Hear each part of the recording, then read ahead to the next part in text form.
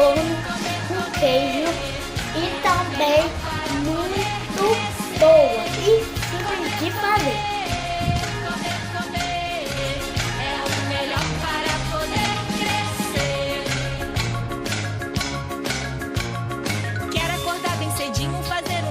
Laranja, café, leite e pão.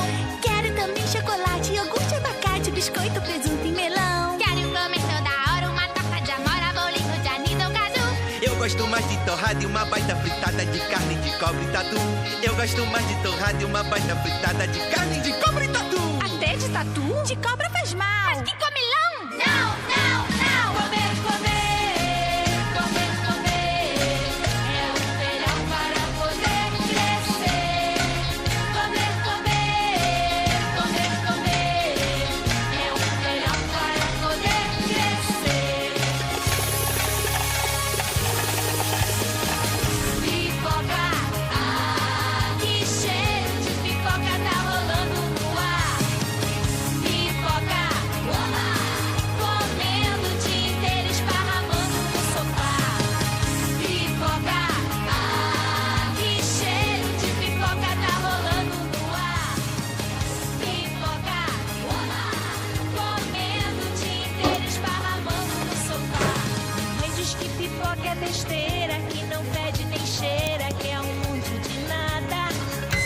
Ver ela também o vovó, que eu sou movida a pipoca, base de marmelada. Ficou mesmo? Vou nem lá, meu forno. Eu vou pegar isso, eu vou pegar isso.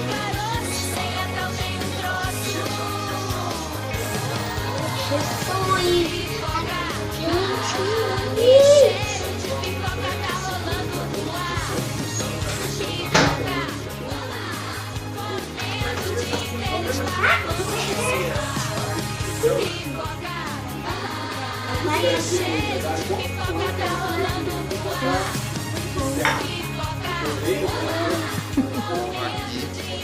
A panqueca feita pela panqueca de forno, feita pela minha pequena, certo? Ver se ela vai conseguir aqui passar no teste de degustação, né? Ficou um pãozinho bem gostoso.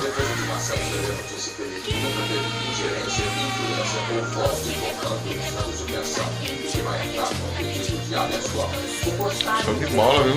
Obrigado, que nota? 10! 10! Eu fiz, meu pai provou a meta de like, assim, 90 likes. E se atingir a meta, eu vou fazer outra receita aqui no canal. E se inscreva no canal e compartilhe.